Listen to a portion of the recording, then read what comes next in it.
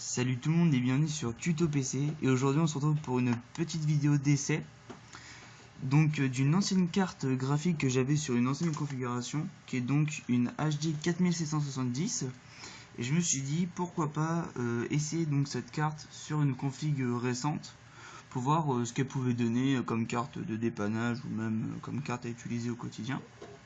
Donc pour ce test, j'ai donc comme configuration principale un i5 4670K 4,2 GHz, 8 Go de RAM, tout ça, donc une config qui limitera pas la carte. Donc c'est assez intéressant de voir ce que ça peut donc donner la carte en puissance brute sans être limité par le reste du PC, parce que bon, le reste du PC est beaucoup plus récent de cette carte.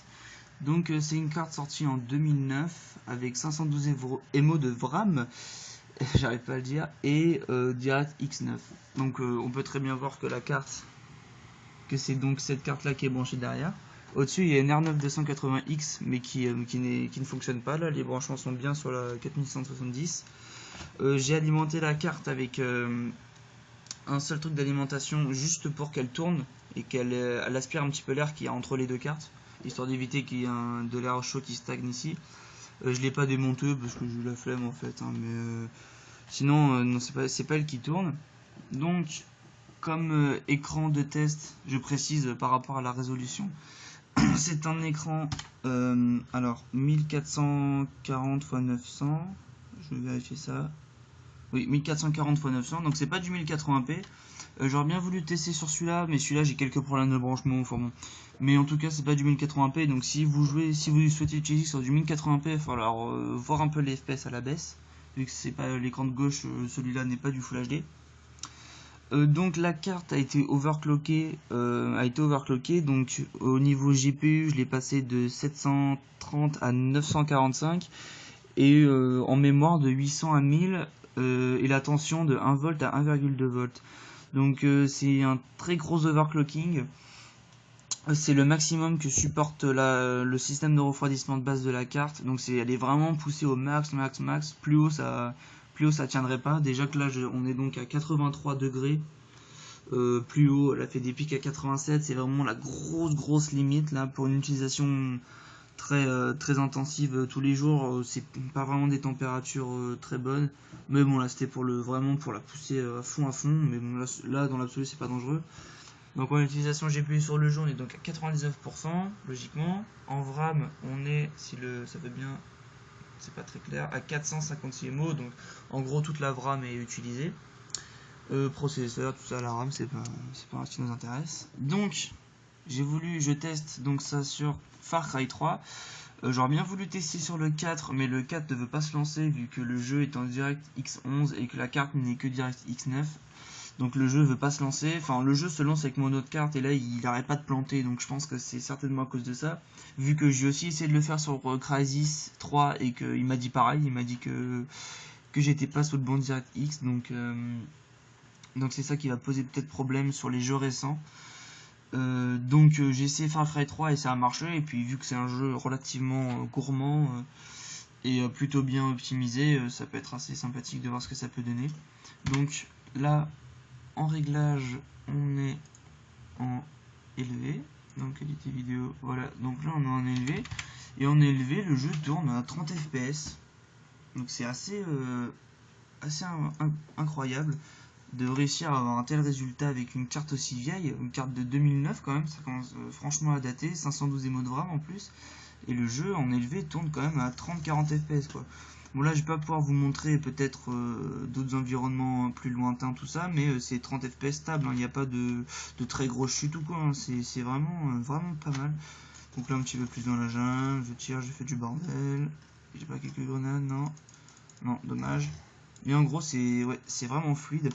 Et donc si vraiment on recherche du 60 fps, du 40-60 fps, on va par exemple se mettre en médium, parce que là on est en élevé.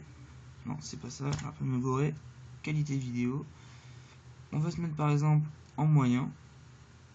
Et là on passe tout de suite à du 40-45 fps. Donc là moi je considère que ça commence vraiment à être fluide. 30 fps ça fait pour un fps ça fait vraiment just. Mais là 40 fps ça commence à être ça commence à être vraiment jouable pour un FPS. Donc voilà.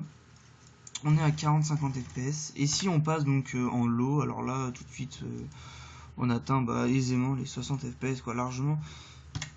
On va mettre, alors qualité vidéo, on va mettre en personnalisé, on va juste essayer des textures en ultra par exemple, voilà, comme j'avais fait tout à l'heure, ou en élevé, c'est élevé, il y a ultra, non, juste élevé, par exemple. Et là, nickel, franchement, 65 fps même.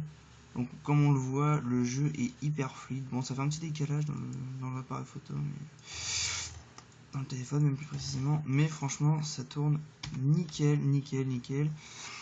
Donc c'est aussi manière de dire que tous les élitistes qui vous diront, enfin, vous aurez pu le voir peut-être si vous avez regardé mes anciennes vidéos sur les configurations. Là j'ai fait une petite vidéo comme ça, juste pour si ça peut intéresser quelqu'un.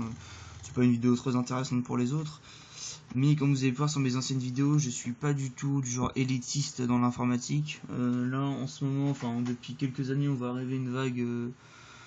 Le PC gamer commence à quand même plutôt se démocratiser, et donc on voit arriver des conseillers, des mecs qui qui te conseillent en informatique, mais qui te disent mais n'importe quoi. On peut le remarquer sur les forums, il y a des gars, ils sortent de je sais pas où, ils te sortent des conneries incroyables.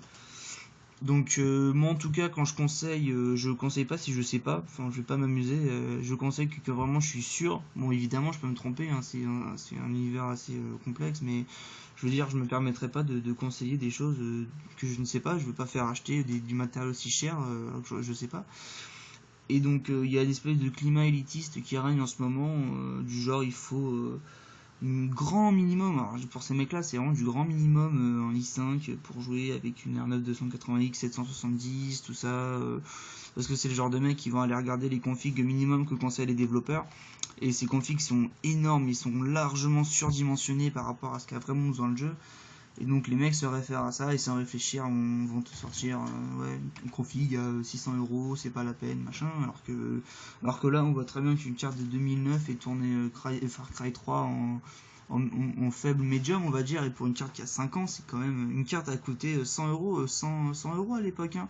Une carte de 100 € de 2009 fait tourner encore Far Cry en bas médium, donc je veux dire une carte actuelle à 150 €, tu joues largement au jeu, enfin même une carte à 100 €, tu joues largement au jeu, faut arrêter de déconner au bout d'un moment, faut arrêter de croire tout ce que vous pouvez voir des développeurs, tout ça, parce que les développeurs ils se courent, ils vont vous dire une config largement plus grosse pour être sûr, enfin bon, bref, c'est autre chose encore, si je commence à parler de ça, ça va partir sur des heures et des heures.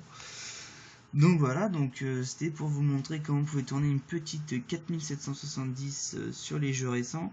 Donc je vais essayer sur d'autres jeux et je mettrai ça donc dans la description pour vous dire, parce que là j'ai pas le temps de tester immédiatement d'autres jeux.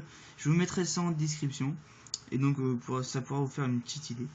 Donc voilà, on se retrouve prochainement pour une autre vidéo et salut à tous.